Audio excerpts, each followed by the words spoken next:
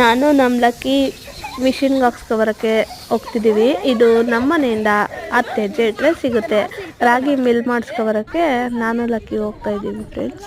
ಹಾಗೆ ಸುಮ್ಮನೆ ಸಂಜೆ ಟೈಮ್ ಒಂದು ವಾಕ್ ಇರಲಿ ಅಂತ ನಾನು ನಮ್ಮ ಅಕ್ಕ, ಪಾವನಿ, ಶಿಲ್ಪ ಎಲ್ಲರೂ ಹೋಗ್ತಿದ್ದೀವಿ.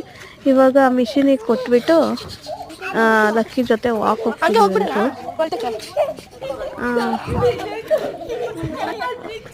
ಏನೋ ಒಂಥರ ತಣ್ಣನೆ ವಾತಾವರಣ. ಈಗ ವಾಕಿಂಗಲ್ಲಿ ರನ್ನಿಂಗ್, ಓಡು ಲಕ್ಕಿ, ಓಡು ಓಡು ವಾಟ್.